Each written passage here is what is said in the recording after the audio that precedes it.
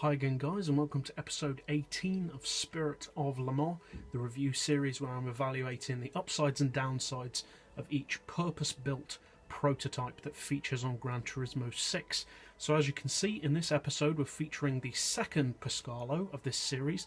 This is the Judd V10 5-litre powered GV5 version of the Pescarolo lineup, which has over 200 horsepower more than the C60 Peugeot powered version. And if you'll recall, I scored that car pretty well overall. It achieved pretty good ratings in most of the areas covered. So how will this version compare to that? Well, let's go to the track and find out. So as we just mentioned, this GV5 does have over 200 horsepower more than the C60 Peugeot version of the Pescarolo lineup. But on a city track, that's not necessarily a good thing, because more power usually means that a car is more prone to wheel spin. So how does the GV5 perform on city tracks? Well, that extra power does definitely give it quicker acceleration. For acceleration, I'm definitely going to give this car 5 out of 5. It's one of the quickest prototypes in the game. But for low speed handling, it does kind of suffer because of that extra power. So for low speed handling, I'm going to give it a 4 out of 5. So it's not perfect, but it is still good. It's no way near the worst. It's still a good handling car.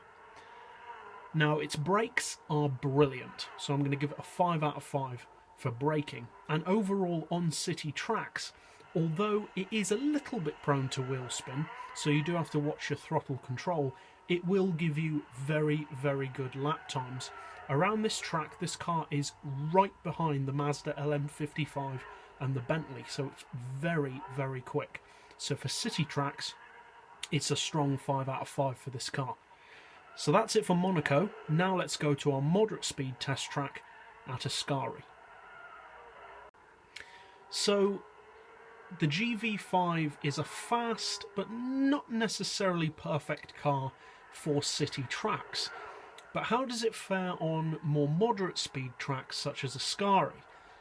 Well, better, to put it simply. You can use more of that power. There are generally more straights where you can, as I said, use that power and that torque to your advantage on tracks such as Ascari. There's still a fair amount of tricky corners, which is why I refer to it as a moderate speed technical track. But overall, it performs well here. Now, its mid-range handling, I am going to give it a 5 out of 5, because it can take those mid-range corners very quickly. But, a word of caution, it does suffer from a little bit of mid-range handling understeer. But that's not necessarily a bad thing. I would personally rather have understeer than a car which you can't keep in a straight line. So overall, for moderate speed technical tracks, I am going to give it a 5 out of 5. And on this track, this lap that you're actually watching is the fastest of all the prototypes I've tested so far. It beat the Bentley, it beat all of the other ones around this track, so it's clearly a good car for tracks like this. Now for its drivability, I'm going to give it a 5 out of 5, because although it is a bit trickier than some of the other prototypes to get a hang of, once you do, it will serve you very, very well. And of the three Pescarolos, it's the most balanced between handling and performance. So that's it for our moderate track. Now let's go finally to Spa. So here we are on the type of track that you would really expect the V10's power to be put to the best use. And you'd be right. In fact, of all the cars I've tested so far, this car is now the fastest on this track. It beat the Peugeot 908, which was my previous fastest on this track, and it also beat the second quickest, which was another Peugeot, the 905. So it's clearly a very, very good high-speed prototype. Now with the low downforce setting, this car is actually not far off as quick as the hybrid, which most people know is very fast, but not so many people know just how good this car's top speed is. It actually has a low downforce top speed of over 280 miles per hour, so it is one of the quickest prototypes. So for top speed, unsurprisingly, I'm going to give it a very strong 5 out of 5. And overall for high speed tracks, again, it's a strong 5 out of 5.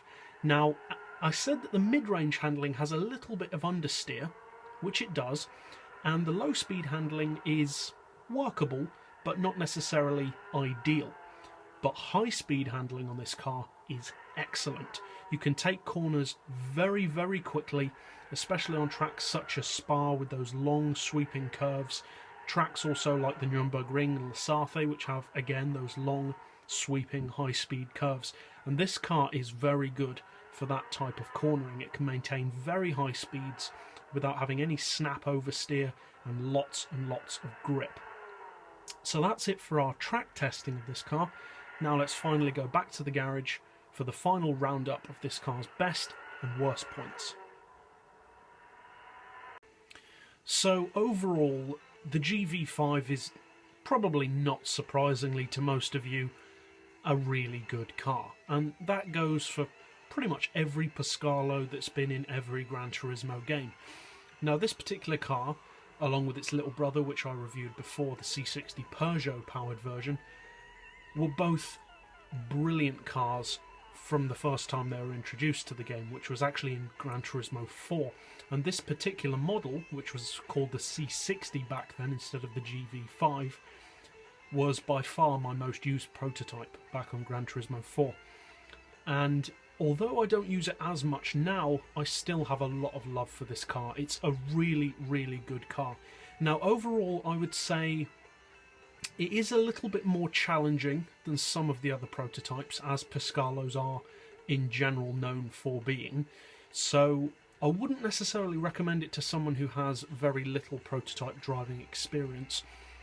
But for those who love driving prototypes, who love racing prototypes, and who have at least driven prototypes before, you'll love this car. Now, as always, like with all prototypes, it can wheel spin, it can have snap oversteer, but it is a really good car. It's very fast, very good handling, very fast around most tracks and in a straight line.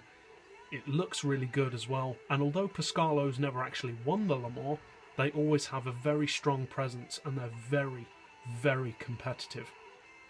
So overall, I'd say this car's best point is just its sheer all-round ability. You can put it on pretty much any track and it will give you a quick lap time. So it's very versatile, and that is definitely its strongest attribute. Its worst point is, well, it's not really a worst, it's not really a bad point as such, but I would say its worst point, if I had to phrase it that way, is just that it's a little bit more challenging than some of the other prototypes to master. But like I said, that's not really a downside, it's just a fact. Generally, cars which are more challenging to drive are also more rewarding, and that is definitely the case with the GV5. Once you master this car, it will fly around pretty much any track you put it on. So overall, I would strongly recommend, as always, trying this car.